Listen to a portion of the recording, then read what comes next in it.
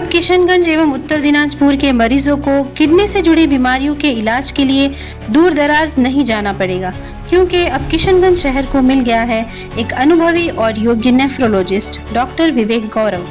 Doctor विवेक गौरव kidney रोग विशेषज्ञ के रूप में कई वर्षों का अनुभव रखते हैं। उन्होंने देश के प्रतिष्ठित संस्थानों से मेडिकल शिक्षा प्राप्त की है और कई जटिल मामलों में सफल उपचार कर चुके हैं। अब वे किशनगंज के पश्चिम पाली में अपनी सेवाएं देंगे, जिससे यहाँ के लोगों को समय पर और विशेष इलाज मिल सकेगा। मैं डॉक्टर विवेक हूँ। मैं 4 साल से लगातार किशनगंज आ रहा हूँ किडनी का सहायता के लिए। मैं खुद बिहार से हूँ, सीतामढ़ी से। तो मुझे हमेशा ये लगता था कि अपने स्टेट के लोगों को मैं हेल्प कर पाऊँ। हेल्प के भावना से ही आते हैं हम लोग दादा, 100%। ये बात तो फॉर श्योर है। मेरे यहाँ पे कम से कम 500-700 मरीज तो होंगे। सबसे आप मिल सकते हैं, उनसे आप टेलीफोनिक कन्वर्सेशन में जा सकते हैं। सब आपको ये बोलेंगे कि उनको हम लोगों ने किस तरीके से मदद किया है। मैं government college, medical college, north Bengal medical college का इंचार्ज हूँ किडनी का। यहाँ से जो भी किडनी के मरीज आते हैं, ऐसा नहीं कि वो गरीब है तो उनका कुछ हो नहीं सकता है।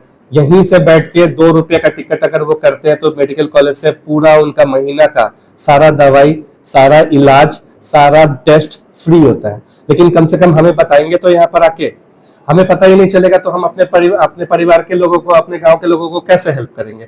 ये मेरा मकसद होता है हर बार किशनगंज जाने का।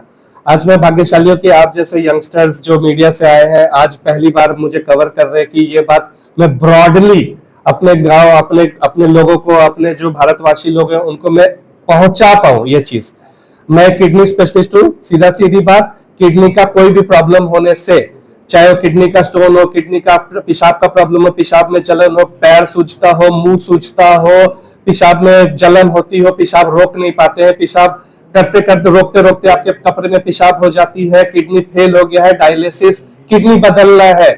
मैं सब ये बिहार का हूँ। बिहार के सारे जनता को ये आश्वासित करने जा रहा हूँ, अगर आपके पास बिहार का कागज पत्तर है, किडनी बदलना है, सिर्फ 1.5 लाख रुपया लगता है।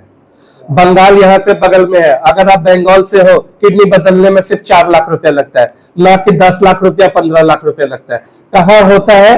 बिहार में, पटना में मेदांता अस्पताल में होता है, बंगाल में एक बड़े अस्पताल में होता है, प्राइवेट अस्पताल में बिल्कुल होता है 4 लाख रुपया में। 5 लाख रुपया सरकार देती है स्वास्थ्य साथी कार्ड से, बिहार गवर्नमेंट देती है आपके बीपीएल कार्ड से।